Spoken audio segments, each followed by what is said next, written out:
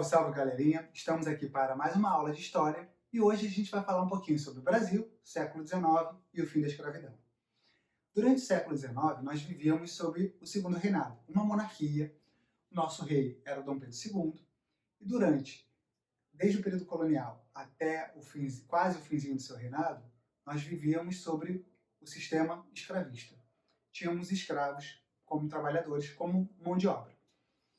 Nesse período, no século XIX, o principal produto exportado pelo Brasil era o café.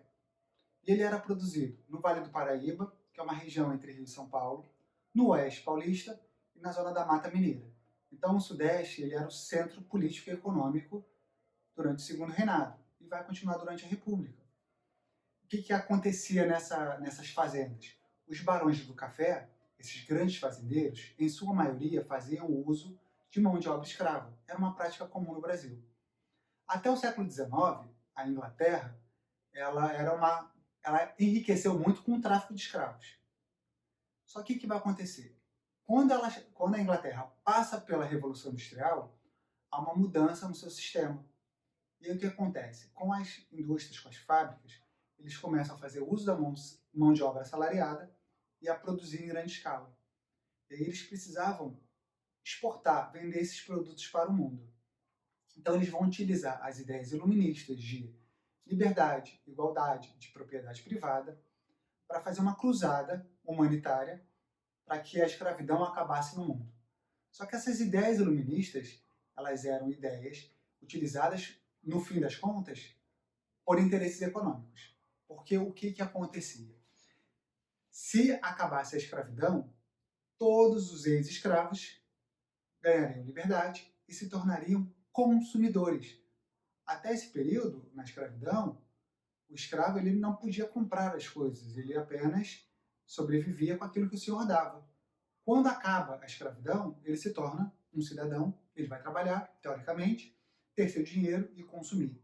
Então a Inglaterra, que até a Revolução Industrial era uma grande traficante e ganhava muito dinheiro com os negros, com os escravos, ela começa a lutar pelo fim da escravidão no mundo inteiro. O processo de fim da escravidão no Brasil, ele vai ser lento, longo e muito ineficaz. O que vai acontecer? Em 1845, com a Inglaterra assinando essa lei de proibição de tráfico e pressionando o Brasil, as elites começam a ficar um pouco temerosas. Só para vocês terem uma certa ideia, em 1845, chegaram no Brasil cerca de um pouco mais de 19 mil escravos. No ano seguinte, em 1846, esse número foi para mais de 50 mil. Ou seja, mais que dobrou o número de negros escravos chegando no Brasil. Porque eles sabiam que em algum momento a escravidão iria acabar. Mas eles tentaram prorrogar isso o máximo possível. 5 anos depois da lei inglesa, foi assinada a Lei Eusébio de Queiroz, que proibiu o tráfico aqui no Brasil, a entrada de negros. Mas isso foi falso, isso foi uma lei para inglês ver. Por quê? Primeiro, continuou chegando no Brasil escravos de forma ilegais, ou seja, que não se entravam nos registros oficiais. Então a escravidão continuou. E outro ponto importante, nesse momento, eles não fizeram leis para acabar com a escravidão. Só proibir a entrada não quer dizer que você acabou. Então, o que foi muito comum acontecer foi o tráfico interprovincial. Por exemplo, a região Nordeste produzia açúcar e começou a entrar em declínio.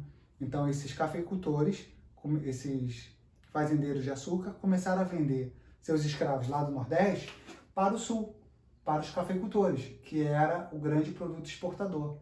Então, os negros eles começaram a fazer um tráfico interno.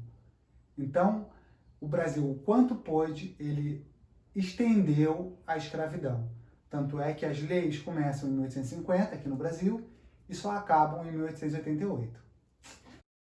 O ano de 1850 foi muito importante para o Brasil, porque foi assinada a Lei Eusébio de Queiroz. Nesse período também começou-se a pensar alternativas para o fim da escravidão. Uma alternativa foi a vinda dos imigrantes europeus. Como a Europa estava passando por uma série de crises guerras de unificações na Alemanha, na Itália, muitos imigrantes, por exemplo, italianos, vêm para o Brasil, através do sistema de parceria. Isso eu vou falar um pouquinho melhor num outro vídeo. Mas o que eu quero salientar aqui? Eles sabiam que a escravidão ia acabar. Então o que eles começam a pensar? Principalmente a elite. De uma forma muito racista, eles começam a pensar em trazer para o Brasil indivíduos brancos. Porque eles queriam branquear a população. Eles queriam civilizar a população. Então no século XIX, as ideias racistas, elas são muito presentes aqui no Brasil, como são até hoje.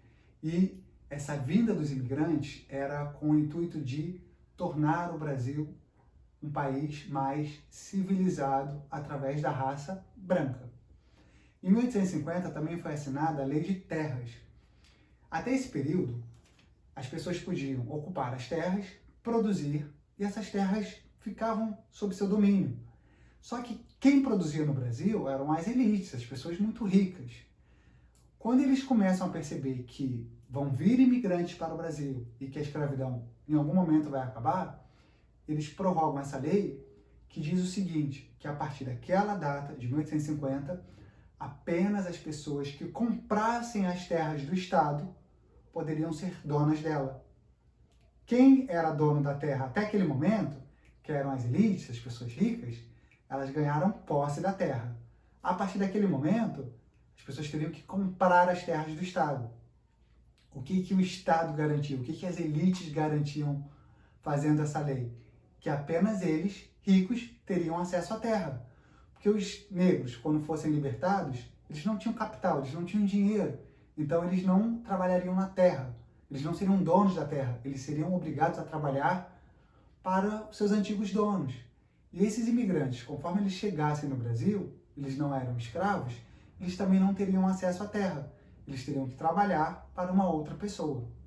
Então, nessa conjectura, a elite, ela amarra um projeto político que a gente vê as consequências até o dia de hoje, que é você manter no poder, manter no poder político, econômico e social apenas um pequeno grupo de pessoas.